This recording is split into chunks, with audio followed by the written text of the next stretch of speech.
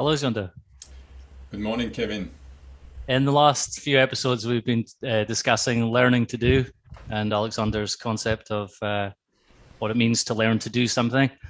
And we've talked about the role of conceptions and the role of fear of movement. And you wanted to continue talking about this today, so over to you. Yes, it's a big subject in Alexander's last book, learning to think and learning to do. And it's quite strange that at the end of his career, he started to insist so much on learning to do. But yes, when you think about it, a pupil is coming to us because of a problem or because he's heard of us and he's got an idea that some of his ailments, some of the problem is encountering can be solved using the Alexander technique. And we are going to explain that most of all it's because of what he does, what he does in his everyday life, in his everyday gesture, that creates the problem. So when we say he needs to learn to stop to do what he's doing, which is creating the problem, we are just stating that he has to learn to do what he does in a complete different way. So this is all fine, but now there is an aspect I am not easy with, and you will find that I will try and for once contradict what Alexander is talking about. So we are going to imagine, because this has to be very practical, otherwise nobody is going to follow my argument. I've already tried to give a talk on this, and after questioning the participants, it was absolutely obvious that no one was catching what was the point. So I hope that with a very practical example, it's going to be more obvious what I'm talking about. And what I'm talking about is this difficulty that Alexander had all his life with the problem of sensory appreciation. So let's go and let's start with the presentation of the idea by Alexander. That's in the second book, very important book, because Alexander thought it was the most accomplished. He says, for example, suppose a person is in the habit of performing a certain act. The act of sitting in a chair, for instance, with a great deal of unnecessary tension. And suppose his conscious guidance and control teacher points this out to her and reasons out with her the means whereby the act can be performed without this unnecessary tension, giving her the necessary directions, series of orders to this end, and the reliable sensory appreciation which the satisfactory carrying out of the orders demands. So I would agree with 80% of that declaration. This is what's going to happen. This is what we are going to view during this presentation. I have a tendency to refuse the last part. Alexander says that he needs to, points out to her what she's really doing, and he needs to give her a series of orders of movement that I will agree with absolutely 100%. And then he says that the teacher must also give the pupil the reliable sensory appreciation which the satisfactory carrying out of the orders demands. So I will explain how I have a difficulty with that last part and why I don't understand it. Well, so this is an illustration. I've asked one of my students to, take a seat. And so we are in exactly the same dimension of learning to do as Alexander. She has a habit of performing the gesture of going from standing to sitting. Yes. in an habitual way that is guided by what she feels as right for her. So, well, at first I don't exactly know why she's holding her head with the hand, or placing the hands near the head. I have no idea. This is not a command.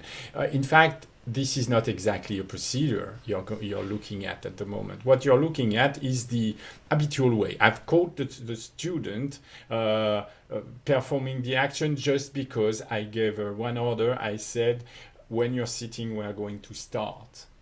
Of course, when I use an instruction like that, I suggest the order of sitting.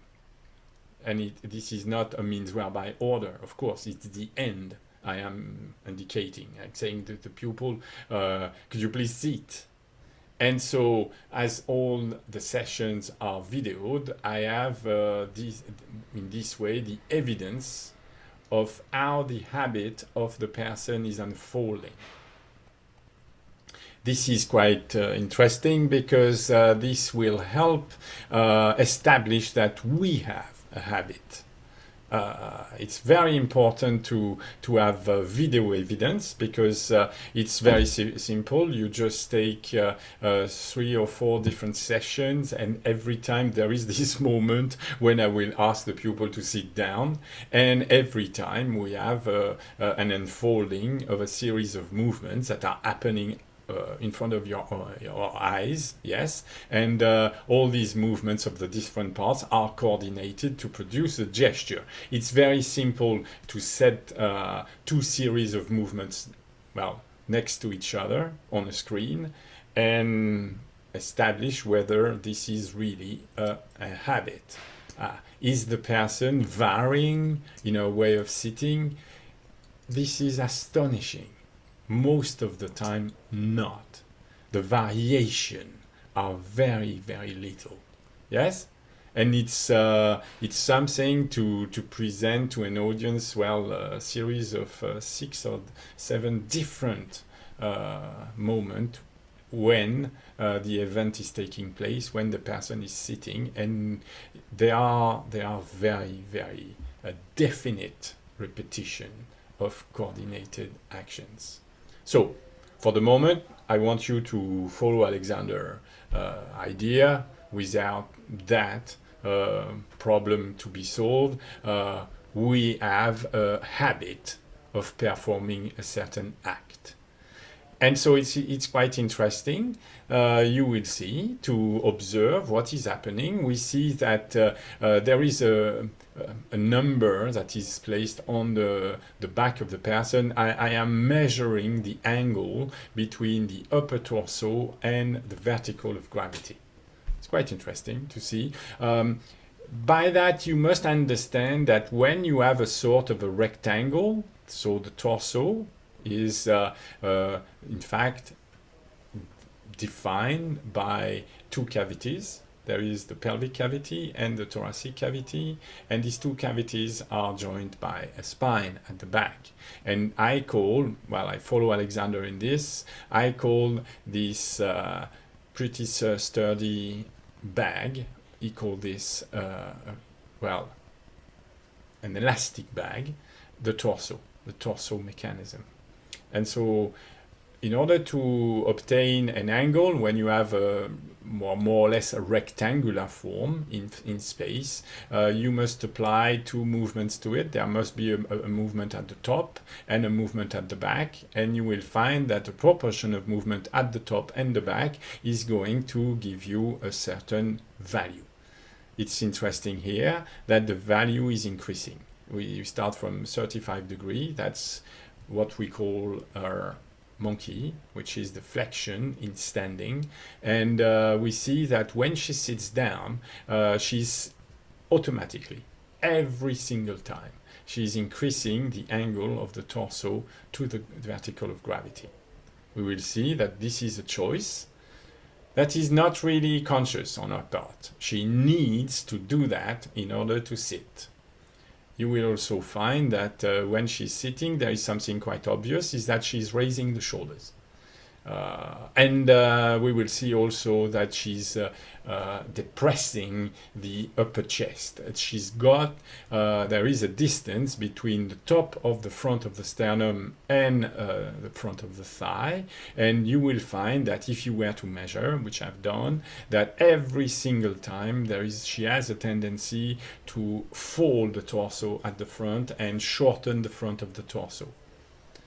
It's Well, we could call this unnecessary tension, because of course, in order to lift the shoulders and drop the top of the sternum, you need to shorten all the muscles of the front of the neck, more or less. So she's seen to raise the shoulder and somehow tighten the top of the chest. Well, this is the first observation that you can make of this. Alexander called that an ocular demonstration of a habit of sitting.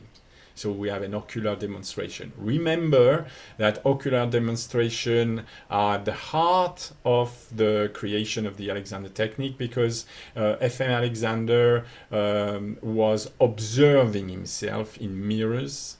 And during our last episode, if you remember, he was observing himself in mirrors doing nothing. That is, he was giving himself directions, orders of movements, and he needed to watch himself in the mirror to make sure that he could really separate the giving of orders from the performance, from the doing. The going into action.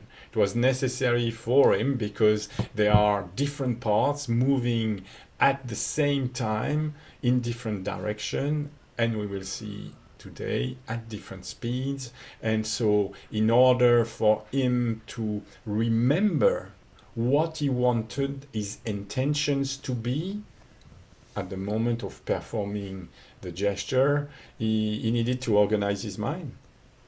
And he discovered that he could not organize his mind if he was immediately feeling the instruction or feeling the effect of the instruction, which means separating that instruction from the altogether the system of directing movement as a whole that we call conscious coordination. So this is an ocular demonstration. We can see what the pupil is doing, and more importantly, in my position of a teacher, I can, of course, point this out to the student. I want to explain to the student what it is we object to. What it is, what are the unwanted movements that we can see, what are the movements that we want to see appear, and of course this ocular demonstration is happening in space. In the way I represent this to the pupil, this has been a lesson with one of my pupils. And I used this image with the pupil that was working with me, and I showed to her that once she was in, I call flexion. Some people call it monkey. Some people object to the name monkey. For me, this is not an accurate monkey, but it's a flexion. It's absolutely clear that the ankle, the knees, and the hips are flexed, and that the torso is at an angle that is less than 180, so that the person is leaning forward with the torso, with the back going back. What I measure here, and there is a rectangle that is setting a limit. In fact, this limit is set in retrospect. Because I'm looking at where the pupil lands on the chair, and I say when the pupil lands, this is really landing, the person is really on the chair there, and when the person is really landing, I measure where the lowest part of the spine is. You can in fact touch a spot on the lower sacrum, and you can establish that effectively when the person lands on the chair, she lands on the chair at a certain distance from the back of the chair, and here it's a certain distance from the left of the picture. Each of these images is set inside a grid, and the grid is always organized in the same way. And so in this way I can check image by image what are the different parts movements, exactly how they are exactly directed, and we can also establish the speed of certain movement by this way. Speed is just the amount of space covered in the same amount of time. So with a grid it's very easy to start discussing speeds with the student. So what we see is that when the person is in monkey, she is a certain distance from the target sitting distance to the front of the image. And we see that when she's sitting at first, so I have images that are much more precise in the sense that I have made it enhanced so that you have a better view. And so we can see that there are movements occurring at the knee. This is the inferior exterior part of the knee, and this is the lower sacrum, and we can see that when she's sitting, she is directing the lower sacrum backward in space. That is, when she arrives on the chair, she in fact is going back. This is clear. So it's interesting to set side by side, or more one after the other, what is happening when the student is going to sit. So you see the student in the middle of the gesture, and when you see the next movement is interesting, because you see something is that the point that I define as the lowest part of the sacrum that is in contact with a ruler, when you set a ruler against the back, when you see the lower part of the back of the torso here, you will see that the pupil is capable of going from one step to the next, yeah. And what we see is that look, the spot is staying exactly at the same distance from the left of the picture. So the pupil is here seen to be able to direct the knees and the lower part of the torso in the correct way. But at the same time, when this happens, there is another image that you need to see, is that when the pupil from this moment to the next, that is the end of the gesture, at the end of the gesture, look at what's happening. At the end of the gesture, suddenly the pupil loses the two movements. Instead of having the knees going forward, continuing to go forward, and the lower torso continuing to go back and opposing each other, suddenly the movement she applies on the lower torso wins against the movement at the knee. As a result, instead of going straight down to the chair, she goes, of course, back. She goes back in space. Yes, look at this. The last moment, she's really going back in space. The whole torso is going back in space. Yes? So, suddenly we start to understand something that was appearing on the third image. 1, 2, 3, 4. This is the third image. On the third image, I said that the pupil started to lift the shoulders and to get the middle torso down with the front of the upper torso. That is interesting, because suddenly we start to understand what's happening. It's absolutely obvious. Remember that at the third picture, the person is still going down, straight down with the whole torso. The whole torso, the back of the whole torso is staying at the same distance from the mark we have set. But suddenly we see that at that moment there is no backward movement yet, but she's starting to bring the hands forward. And when she brings the hands forward, we see that in order to bring the hands up, she's bringing the shoulder up, she's shortening the neck, So first of all, it's not necessary, obviously, to lift the shoulder to lift the hands. This is a strange habit, you could say. Why shorten the mechanism of the neck when lifting the hands? The moment is not correct. I should not ask this question. It's just something we see she's doing. Why is she doing it? Well, Alexander has the explanation. It's quite straightforward. She has the habit of raising the hand in this way. She does not know how to separate the fact of raising the hands from the fact of raising the shoulders. It's something she needs to discover. First of all, that she does it. And second, she needs to start to reason out, and without moving, just thinking about it, start to, establish whether in reasoning it's necessary to lift the shoulders in order to lift the hands. And obviously she will reason out that no, it's not. It's not, because it is absolutely possible to create an ocular demonstration where if she thinks about it in advance, she can raise the hand very, very high in the air, raise the elbow very high in the air without having these two movements associated, which is that the top of the sternum goes down and the shoulder goes up. It's not reasonable to, in fact, perform the action in this way. But now something else is happening.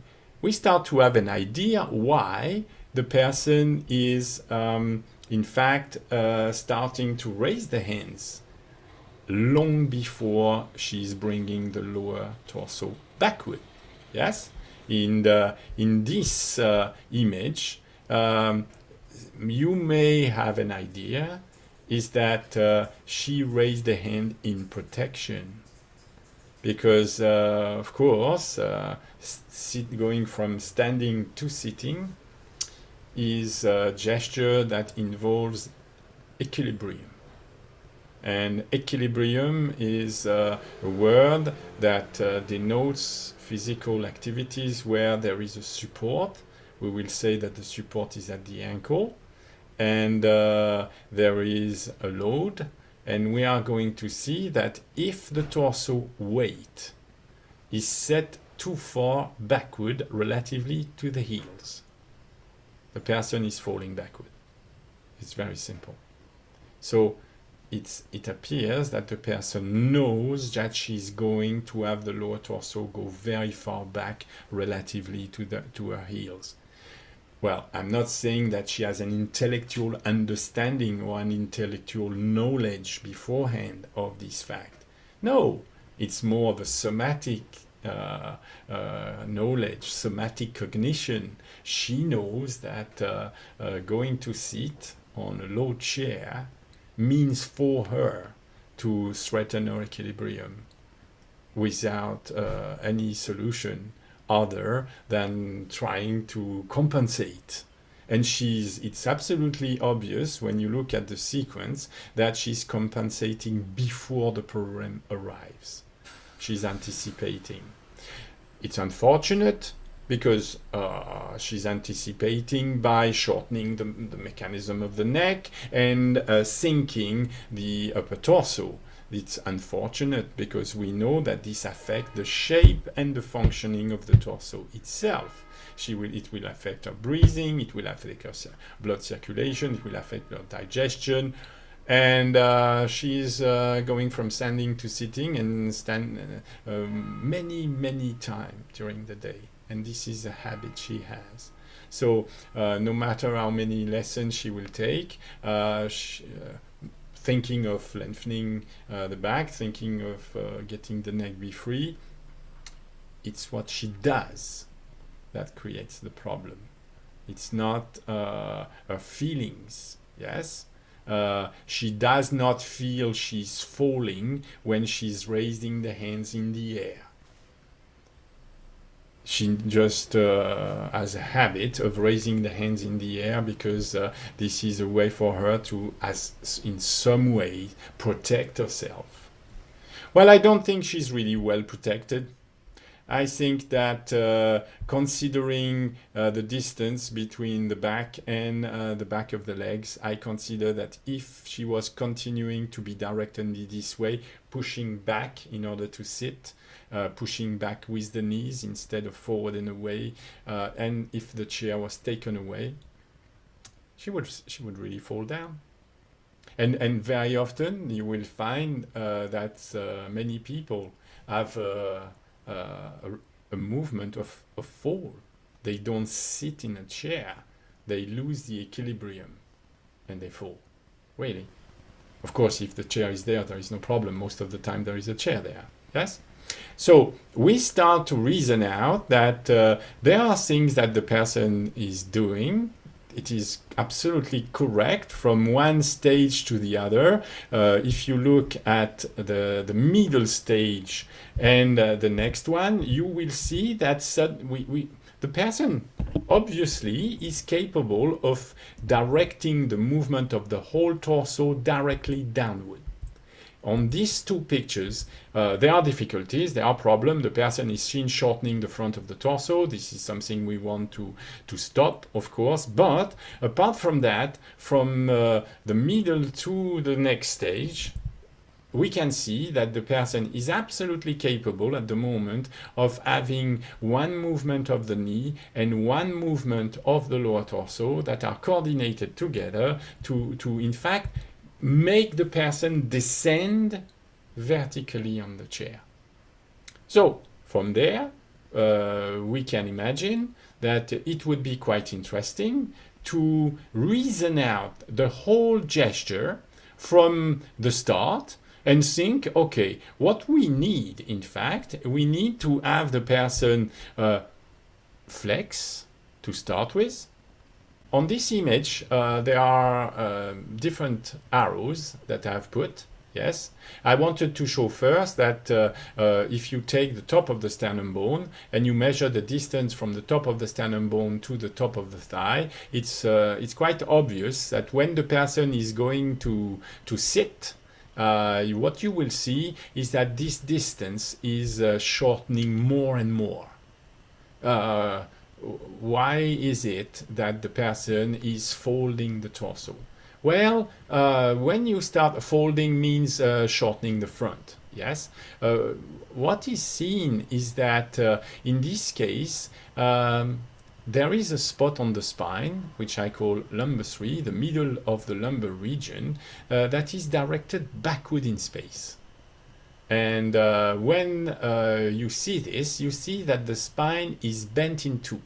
So we have the extremities of the spine, the top of the spine, the lower part of the spine, and suddenly it's absolutely obvious there is a spot here that I will call lumbar 3, and I will show to the person that she is effectively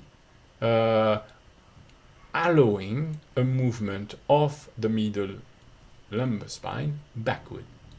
She is shortening the torso by arching the back with lumbar 3 going back. There are two ways to shorten the torso, or there are at least grossly two ways to shorten the torso. One is to arch the back backward, and the other one is to arch the back forward. There is this expression that was used in the first training course with FM Alexander that is called back-back. I do not consider that this is back-back. Yes, it's absolutely obvious that the middle torso is back, but the back of the the back of the lower torso is seen to go too far back. But when we look at the middle torso, it's apparent that the middle torso is organized as in this exact same direction as the upper torso. At the moment, we have a fight where the middle torso wants to go back, but in fact, the upper torso is taking the middle torso forward with it. As a result, there is a shortening of the back and, well, a shortening of the spine, which leads to a shortening of the front of the torso. When we say we lengthen, remember, we lengthen the mechanism of the torso. Of course, we lengthen the spine, and this lengthening is geometric. Which means that if you fold the spine, either way, here it's folding the middle torso, lower part backward, you shorten the front and you shorten the torso. So this is unwanted, this is an unwanted action, but this unwanted action has also something to do with the fear of falling. The person knows she's going to have to go back at a certain moment.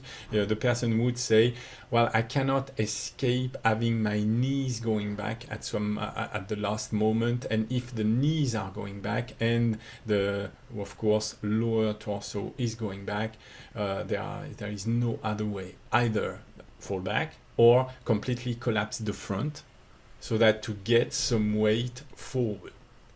The person is seen protecting herself. Her habit of movement are made to, in fact, adjust, or you would say compensate for her conception of sitting. Her conception of sitting are constructed with her somatic experiences. That's how she, in fact, performed the different movement, the series of movement, when she's in control, when she's the one making the decisions. And apparently, her decisions are geared to make her feel safe. Yes? The idea of letting the neck be free and lengthening the back have completely disappeared against a basic need of reproducing the feelings she's used to. So that is one thing, but there is, of course, the point that we need to engage during the lesson and start to see what the person could think. First of all, how she could change her conception of going to sit.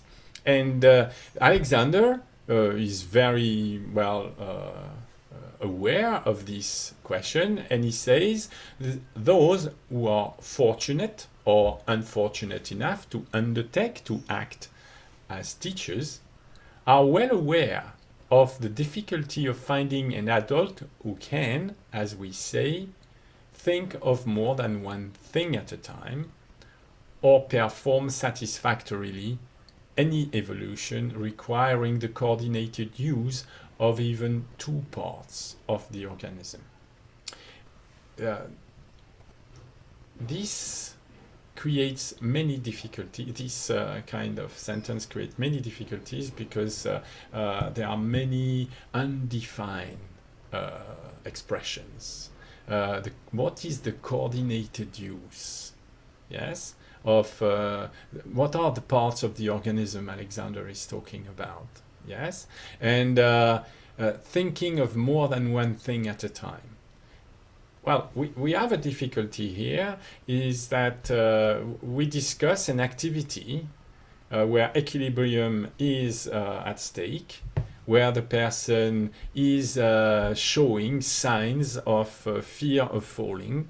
Yes, why would the person raise the arms in the air if not to protect herself?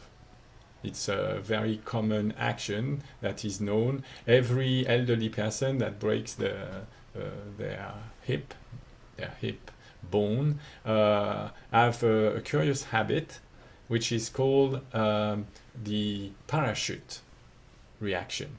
This is what you're seeing at the moment. This is a parachute reaction. The person is trying to get hold of something to protect herself from falling back. She has internalized the idea that sitting on a chair is falling back. And I consider that she does not need to learn a new feeling. She first of all needs to learn what it is she's doing when she is going to sit every single time. Yes? Why is this need of going to sit very far back on the chair?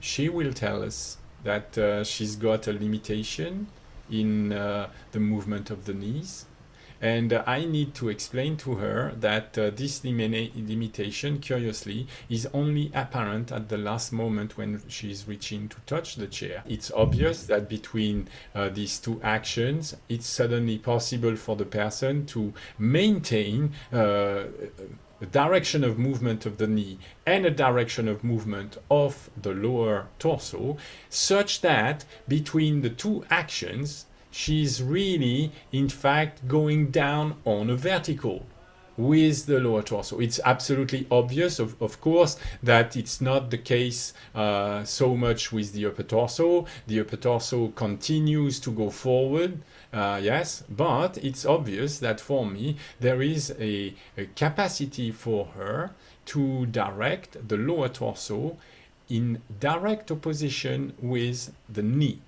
That is, knees forward in a way, in a sense, is opposed to back. Well, it should be the whole lower torso and middle torso back, but at least we have here the lower torso going back and the knees going forward. And the proportion of movement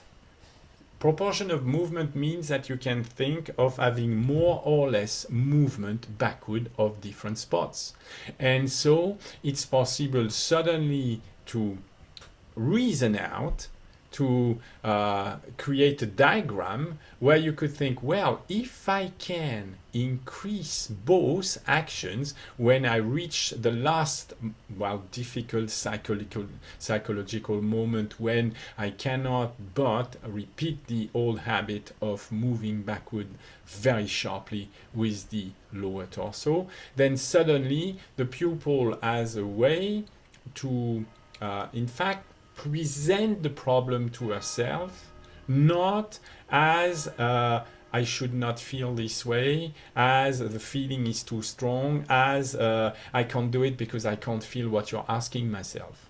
I am starting to say to the person, and we can use instruments to make sure that at the, well, psychological moment when she starts going very, very sharply back in space with of course the upper torso, it's very dangerous to have all the parts going back in space, because as you can see, we have a rotation around the knee, and the rotation around the knee is projecting the whole weight of the upper torso backward in space. Yes, imagine that the chair is not there. You will find that this is not acceptable for the safety of the person. So you can think, okay, fine, let's start again. How is it possible to go from A to B without, in fact, having the back, the lower part of the torso, winning going back? You need to find an opposition of movement. You need to find something, and you need first to make sure that at the moment of connecting with the chair, this is the last moment when the person connects with the chair, it's absolutely necessary to understand at that moment that the most important movement to inhibit is the movement of the upper torso backward in space. If at least the person can inhibit the movement of the upper torso backward in space, then suddenly we have the possibility to establish safety. And when there is safety, it's much easier to reason out what it is we want, to have more than one idea at a time. So we will have a direction for the upper torso staying close to the wall in front of the person. So very often I ask the person to touch the wall with the hands. And for the simple reason that the person then suddenly has a mental object in mind, that is the distance between the top of the sternum bone and the wall in front of her. And she wants to go straight down to the chair, and no matter what happened, for safety reasons, she wants the top of the sternum bone to stay close to the wall. Well, she wants also the top of the sternum bone to stay as high as possible, not down with the shoulders up, but the upper torso up with the shoulders down. It's going to be, you know, a series of intention that the person can start reasoning out, and the person can start establishing in her mind a very conscious plan. I am not discussing what the person is going to feel, how it should feel, what is the correct order how the correct order should feel when the person is performing it. No, I'm saying to the person, you're going to feel absolutely wrong if you start to decide to get the distance between the upper torso and the wall constant when you go down from the flexion or monkey right down to sitting. The person starts to have objective measurements, objective directions, objective orders that correspond to what she's seen herself doing wrong before. It's not, I am going to place my hands on you to make you feel the correct thing. No, you need to have a conception of what it is to direct oneself correctly. Yes? And so this will, make clear that there is absolutely no need to raise the hands in defense. Yes? And so once the pupil has understood and started to create the correct intention of movement, at the moment of touching the chair, I do not want the upper torso to go back in space. Yes, it's very, very easy to represent this diagrammatically. Here we have a flexion. So this is the flexion I recommend, where you see that, as Alexander explained, the hips and knees are in fact bending. But as you can see, there is no sign of bending of the ankle. The knees are not going forward in monkey in this initial Alexander technique reasoned out conception of the movement. And why is that? Well, it's very simple, is that most people, when they go into monkey, so this is how the person would sit, but in fact when she sits, she has to perform the bending of the leaning forward of the torso. So then we see that she cannot escape the habit of bending the hips and knees and the ankle with it. She has to, for her, bending the knees cannot be disassociated from bending the ankle for the moment. Well, because in fact she's not even aware and she's bending all three hips, knees and ankle, when Alexander says only to bend the hips and knees as hinges. In the sentence there is something missing, is ankle. Alexander is not saying ankle. So what is the problem? The problem is that when the person is going into flexion in this way, there is a tendency for the knee and for the lower torso to go in the same direction. The person has a tendency to bring the upper torso very far forward in flexion. For example, if we were to measure the lower sternum, we will see that the lower sternum is now much further forward than the line that is set on the instep, on the very front of the ankle. So there is always, on all these diagrams, you see, there is this line that is on the front of the ankle. It's always the point of reference because it's necessary to make sure that the load of the torso is set correctly relatively to the fulcrum. And Alexander says it starts at the ankle. So that's why I'm using, well, I'm not using the center of the ankle. I'm using, like the Delsart people, what they call the instep, the front of the ankle.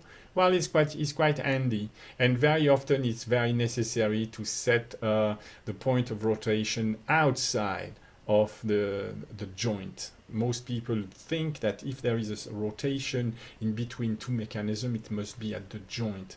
Very often the center of rotation must be in fact placed outside of it to get much more, that's the principle of the fulcrum, by the way, to get much more action. So it will be seen that we can discuss with the pupil an idea that the distance between the lower sternum and the wall can be maintained all the way during the descent. There is no reason why, or it's not, I'm not explaining it's no reason why. I'm explaining this phenomenon as a dare game to my student. To the student, I will demonstrate that when she goes into flexion, she has a tendency to bring the lower sternum very far forward. Well, this can be demonstrated using an ocular demonstration, using a video. But this is not the point. Pointing what's happening is one thing, but giving the person a new conception is more important. So the new conception comes as a dare game. I say to the person, well, is it possible for you to go from standing to monkey without the knees moving forward and without, in fact, the lower sternum going forward? Can you get the top of the middle torso, in fact, at the same distance from the wall as the front of the knee and the front of the ankle? This is exactly the shape that we reason out. And in this way, we can make certain that the sitting bones are exactly above the chair. The sitting is sitting on a surface, and to make sure that you are safe, you have to calculate the trajectory of the support of the torso. Sitting is sitting on top of the sitting bones. You are safe when the sitting bones are firmly in contact with the chair. So we ask the person to very clearly establish a sequence of movement with a goal.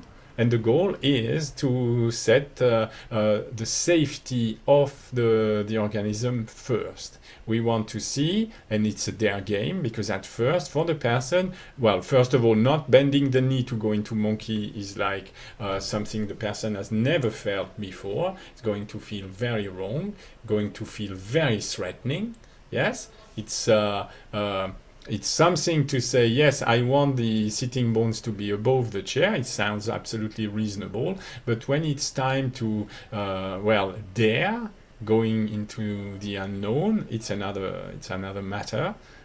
Even if you understand what is the object of, what is the goal of the conception, it's very often very difficult to set in practice, to create an ocular demonstration of it's possible, of course. I'm not saying it's not possible. I'm saying that it will take some time for the person to challenge our habitual feeling sense.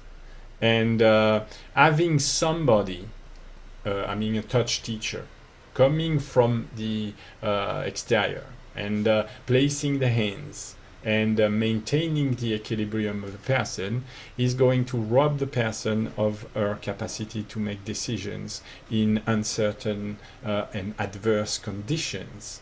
If you're sat by a teacher that knows this procedure, you will not get the experience that is necessary for you to, on your own, make the decision count, translate the decision into action. And you may have repeated the correct procedure time and time again, and this feeling of the right thing is not going to be a help. It's going to be an impediment for you to explore. So now we have a way to describe an activity, and in this way we set conditions of use that are conditions of the protection of equilibrium first. And so the person starts to get this confidence in her thinking, confidence in her own decision. Yes, this is what I call conscious guidance. And when you compare this with this idea that you have to have the necessary direction or series of orders of movements, to in fact obtain the result without any strain, well, of course it's obvious that if you're out of equilibrium, you're going to have all sorts of unwanted reactions. But is it helpful to help a pupil go up and down in this way without any fear, and thinking that then the pupil has collected the reliable sensory appreciation, which the satisfactory carrying out of the other demands? Well, that was my surprise. The answer is absolutely not. The person will have a certain confidence to perform the movement with the help of the teacher. But if suddenly the teacher takes the hands off and you film the person reproducing the same performance, the same gesture, well, you will find that in fact it's not the same performance. The person is immediately reverting to our old habits. And that means that the pupil needs the teacher hands all the time. There is no learning by feeling. There is no somatic learning as such. And this can only be seen when you use video recording of sessions, ocular demonstration. So it's absolutely strange that Alexander would notice it. Alexander absolutely saw what his pupils were doing when he didn't have his hands on them. There are various moments when he's really furious that the students are not performing the way he thinks they should when he hasn't got his hands on them. So why is it that suddenly we have this need of a reliable sensory appreciation? The gesture is going to be repeated in so many different conditions, and you, the person, are going to be in such different conditions from time to time, so that there is no constant feeling that is going to be associated with directing the knees forward and the back and the middle and lower torso back at the same time, so that you're seen to be, in fact, making a reason out, safe movement, safe gesture. So I do agree with the first part, and I absolutely disagree with the last. This is the end of this presentation. Any question? Yeah, I just want to talk about this word appreciation. So he's using the word, seems to be more in the older sense of the original sense of appreciation is the judgment of something, to judge whether something's valuable or the worth of it. Whereas appreciate now, usually we think of, if you appreciate something, it's already associated with feelings, and usually pleasurable feelings if you appreciate something. So for people to think of sensory appreciation, it's already built into the language, or the way we use the word now, that you're going to feel good. So sensory appreciation is something about feeling good. So I think people need to think of it more as the real meaning of the word. It's the way of judging, and is your sensory feeling of the movements the best way of judging whether those movements were correct, incorrect, or good or bad, helpful, unhelpful? Yeah, that's correct. Absolutely clear. Well, appreciation is the same word as control or measuring. So I've replaced the measuring by feeling. Do we feel ease when we do the gesture? It's not the point. The point is, can we measure whether the geometrical condition necessary for safety, for landing where we want on the chair while lengthening the torso, which is that the rotation of the mechanism of the torso is controlled. We know exactly what are the movements of the top and bottom of the torso, so that the angle of the torso is really something that we control. Well, it's not a feeling. It's an intellectual appreciation of different measurements. If you can think of different length, for example, the top of the distance from the top of the torso to the wall in front of you, the distance of the hip away from the torso, these are things you can measure. And if you can maintain, well, these dimensions in your mind at the same time, well, you don't need to feel anything special. And very clearly, after, well, performing this procedure many times, you will feel nothing distinct. There is Alexander. The big difficulty I find with Alexander's sentence is he says that the reliable sensory appreciation, as which the satisfactory carrying out of the other's demands. You're carrying out many orders, and what makes you think that the sensory appreciation is going to ensure that each of the orders is carrying out satisfactorily? This is a big problem with sensory appreciation, is that it's what we call the masking effect, is that if you are targeting your mind onto one feeling, all the other feelings are going to diminish in correspondingly. the masking effect of a strong feeling. You forget all other feelings because one feeling is very strong, and you can engineer this. You can suggest to yourself to be very attentive to one feeling. As soon as that happens, the feelings of other movements that are the consequence of orders is going to diminish. In these conditions, you must understand it's impossible to get a coordinated appreciation of what you're doing. So the whole business of having a sensory appreciation that is indicating the satisfactory carrying out of a series of orders makes very little sense. It's very difficult to understand what Alexander was really thinking there, or who he was trying to please, maybe. I don't know. And this goes back to the idea of thinking of not finding it difficult to find an adult who can think of more than one thing at a time, because you can't feel this many things at one time. There'll be different feelings, and you can only be aware of so many feelings at a time.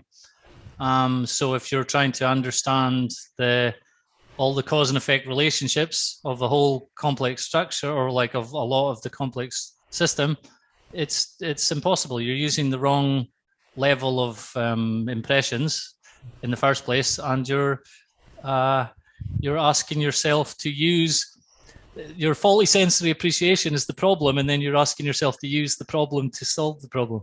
Yeah.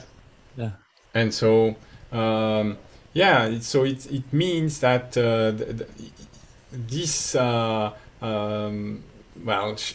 schism between conscious guidance and control and the other way somatic idea of the technique is already present in Alexander.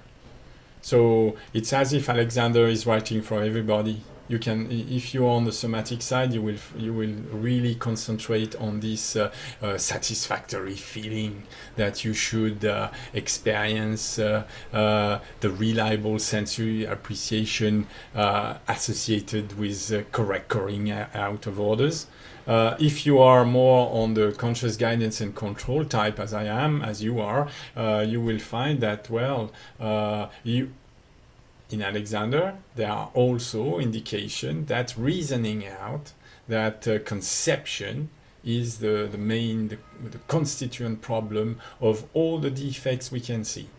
The person the student that was sitting, when she starts her lessons, she has a somatic conception of what it is to sit. And this conception is obviously creating enormous problem for her. And if you try and make her lengthen every part, and you will find that this will completely fail to change her way to go from standing to sitting. You know that. We all know that. We've been through it. Of course, for somatic teachers, they think they are doing it correctly. They feel they are doing correctly. Of course, as long as they don't get an ocular demonstration of what it is they are really doing when they are going into monkey or when they are sitting, and as long as they are not, in fact, confronted with controlled conditions where we can easily measure what's happening when they are going to sit or going into monkey, of course, they will continue to think that they are right, because they feel right. As long as they feel right in doing it, as long as they get this, what they call the reliable sensory appreciation that they have received from their teacher, they will think they're right. Everything is in the books. Sometimes it's a bit perturbing. Okay, cool. That's a good place to stop. Okay, so for people watching the video, you'll find a link underneath where you can book a lesson with Jeando. And we will, thank you, Jeando. We'll see you in the next video. Thanks. Thank you, Kevin.